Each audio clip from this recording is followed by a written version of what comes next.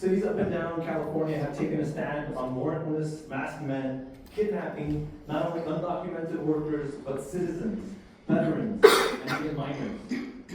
Some cities have filed to join a federal lawsuit against ICE, challenging the legality of unconstitutional tactics, such as using a person's race as a sole basis to detain and disappear them. As a minimum, West Covina could adopt a similar set of measures to what the Los Angeles County Board of Supervisors has just passed. They would ban law enforcement from wearing masks and force them to clearly identify themselves.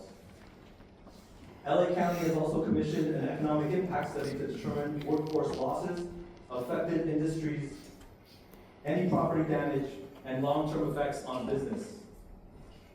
We ask West Covina to do the same or join the lawsuits. I personally would like to see how this is affecting school attendance and what revenue West Covina USC might be losing as a result of frightened parents and children deciding against coming to school. Why not show your residents that you stand behind them and move forward? And I don't just ask that rhetorically, Brian Gutierrez. If you choose not to move forward, I'm sure we would all start to wonder exactly why. Just a couple of days ago, the group I came here today with started a petition to request that you adopt the actions I just described. With not much effort at all, that petition is nearing 300 signatures. Before this petition, there was a march, which we also organized very hastily, I think over the course of a couple of days. And I would put the total marchers that day at about 500. Can you imagine what we could pull off if we started knocking on the doors of your constituents, showing up at local events where people gather, or started making phone calls? Last time a few of us brought this up, a couple of you turned the focus somehow to violence against police. Something of which there is no evidence for whatsoever in West Covina. We ask again now, please stand with your residents, the majority of which are Latino.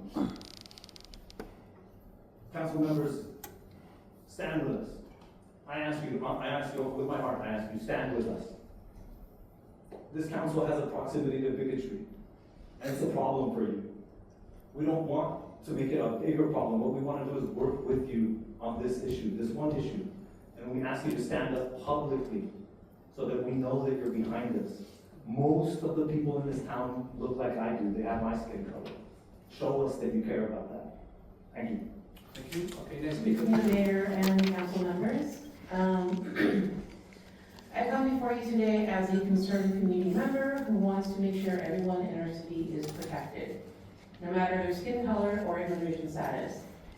All other cities in LA County have stepped up to protect their residents. West Covina should be leading with them, not lagging behind. Here are some actions we need to see from you. One is we must ban all ICE agents from wearing masks or face coverings while on duty. There's a growing concern about public safety with potential impersonation of officers kidnapping people off the streets. Well, why not join LA County and the ACLU in this lawsuit that challenges ICE and CBP for racially targeting unlawful raids and denying due process? Two, provide your community with proper education on how to protect themselves. We need regular multilingual know your rights legal training, outreach programs and resources, and tangible supports for those impacted. And lastly, create an action plan on how West Covina plans to support residents and businesses. These raids have impacted families and local businesses, devastating and damaging our local economy. Silence or excuses are not acceptable. We are watching closely to see what you will do, and we will hold you accountable to the promises you make. Our community is counting on you to protect all of us. Thank you. Thank you. My name is Yamin Salami. I'm an attorney with an office here in West Covina. I want to join the other citizens who've spoken here today in asking the city to conduct an economic impact study on the ICE raids. The economic effect of the ICE raids here in our city. I want to know if those raids are impacting foot traffic and thereby hurting our businesses. I want to know if those raids are impacting school attendance and therefore damaging our kids' educational funding.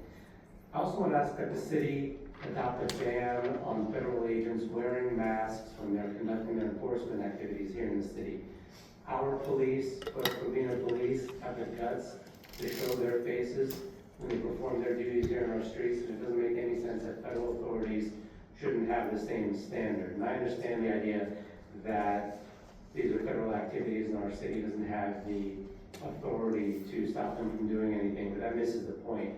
Your efforts to stand up and tell the world what this city believes in are significant to the families here. And it's important that we find out who our city council supports.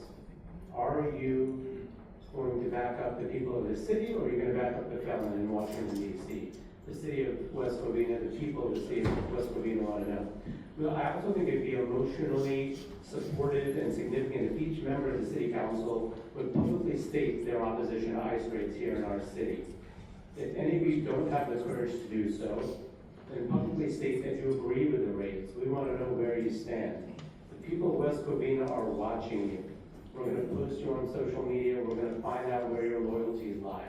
Do they lie with us, or do they lie with them? We're asking you, don't govern us, govern yourselves accordingly. Thank you. Thank you so For my much. comments tonight.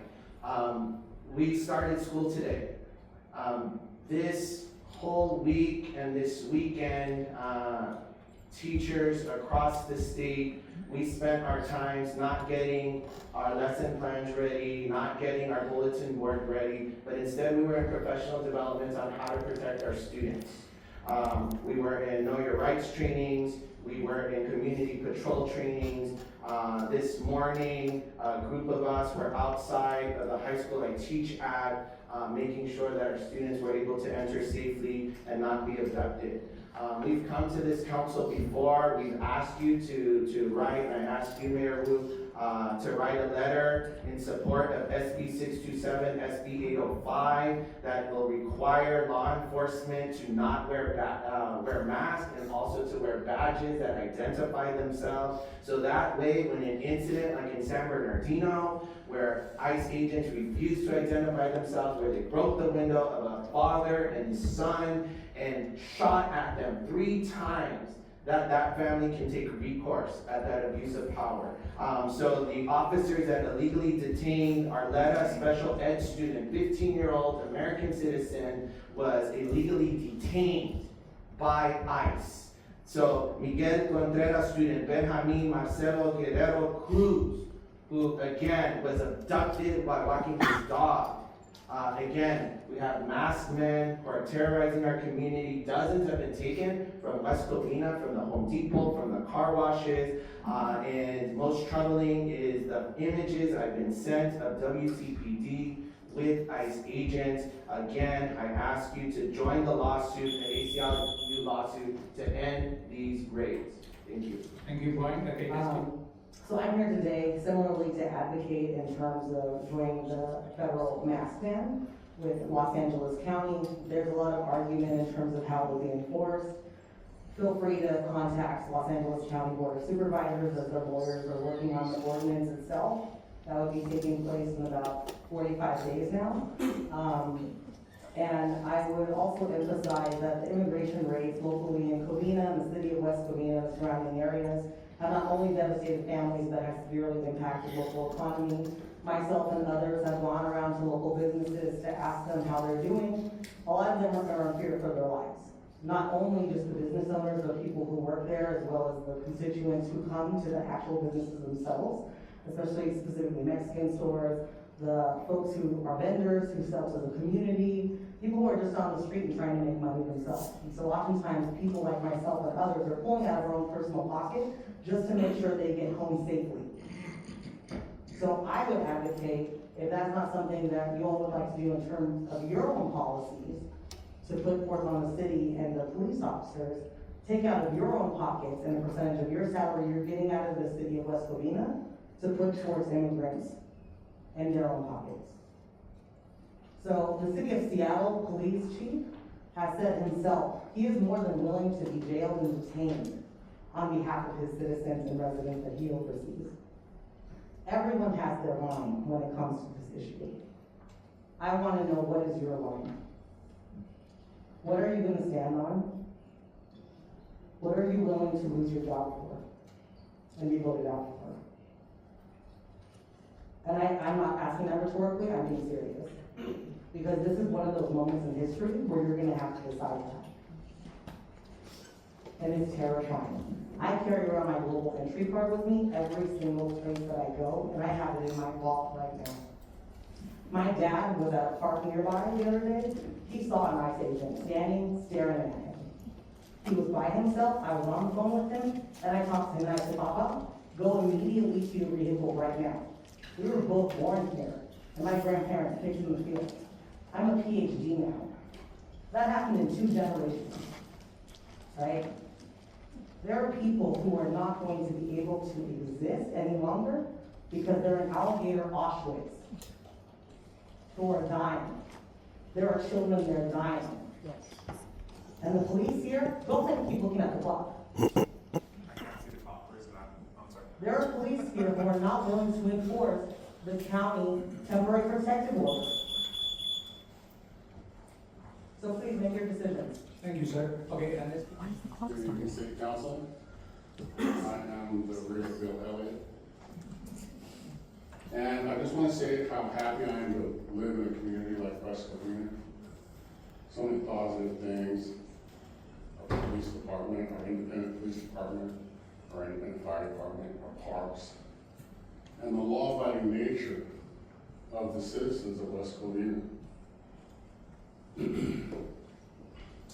speakers before me talking about the immigration, ICE raids. Those people that they're looking for here illegally. The ones that are arresting, they're here illegally. They entered without invitation or permission. And they do not deserve to be in this country. That's a lie, they took a child. Please. So I stand here tonight to tell you how thankful I am that these little efforts at